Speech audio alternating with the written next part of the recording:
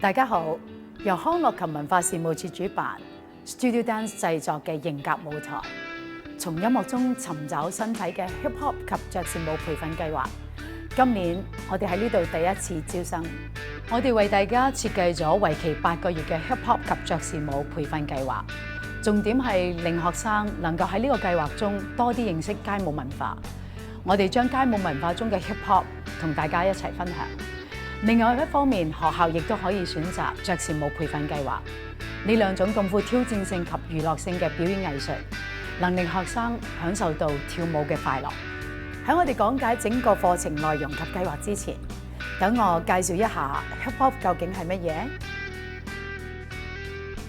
音樂係舞蹈嘅重要元素，而身體如何配合亦都係重要嘅一環。因此，導師將教授一啲 Hip Hop 嘅基本動作。例如 groove 當中，我哋有4個唔同嘅種類 ：up groove、down groove、bounce、drop groove。Hip Hop 嘅舞者會隨着音樂令到身體做出唔同嘅動作，將音樂嘅快慢節奏做得好好，配合音樂嘅拍子同埋質感，串聯身體已經有嘅舞蹈動作，並將所學嘅舞蹈動作自由組合，我哋叫做 freestyle。Hip Hop 已經喺香港發展咗10幾個年頭，呢種街舞文化亦都逐漸被香港人認同同埋接受。過往10年，香港已經有大大小小嘅街舞比賽，成就呢個文化。以下我亦都將介紹另外一個舞蹈種類——爵士舞 （Jazz）。爵士舞當中包含咗多個豐富嘅元素，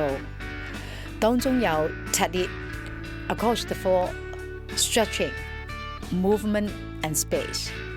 呢種舞蹈着重身體嘅技巧，肌肉唔單要有強度，亦都要有柔軟度，及懂得點樣伸展肌肉。身體更加需要有清晰嘅線條，還有對空間嘅一啲感覺。爵士舞嘅種類包括有 lyrical jazz、musical and theatre jazz、contemporary jazz、African jazz 同埋 street jazz。喺香港，爵士舞已經發展咗20多個年頭，觀眾已經對呢種舞蹈有一定嘅認識。大部分所見嘅都係喺演唱會或者電視中舞蹈員所跳嘅形式。隨後加上1990年香港演藝學院舞蹈學院音樂劇系嘅成立，當中包含咗爵士舞課程嘅正統訓練，意味着本土嘅爵士舞發展更上一層樓。今次嘅課程分為3個階段，第一個階段為校內嘅互動舞蹈展示，內容包括由專業 Hip Hop 及爵士舞蹈員作示範表演、講解及錄像，將 Hip Hop 及爵士舞最精彩嘅地方介紹俾同學。第二個階段，每個舞蹈種類都分別有2節嘅基本訓練工作坊，同埋13節嘅排舞工作坊。Hip Hop 嘅基本訓練工作坊，學生將會學到 groove 嘅舞蹈動作同埋佢嘅舞蹈名詞，並將所學嘅舞蹈動作自由組合，再配合音樂嘅節奏和質感，串聯已學會嘅基本舞蹈動作。其排舞工作坊即係以實踐為主，幫助學生運用 hip hop 嘅基本動作同音樂融合，配上個人嘅表演感覺，流暢咁樣將動作及其質感演繹出嚟。而爵士舞嘅基本訓練工作坊會向學生介紹爵士舞嘅歷史背景，同埋5種唔同嘅種類，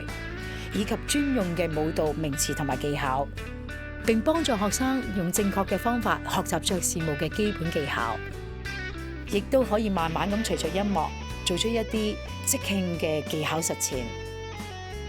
最後第3個階段就係一個總彩排同埋校內嘅結業演出。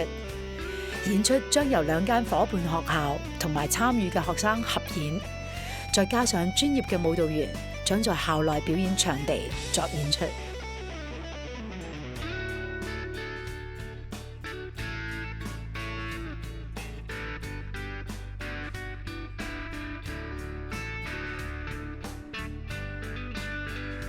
呢一次嘅計劃，希望大家踴躍參加，能夠將 Hip Hop 及爵士舞帶到去我哋嘅社區。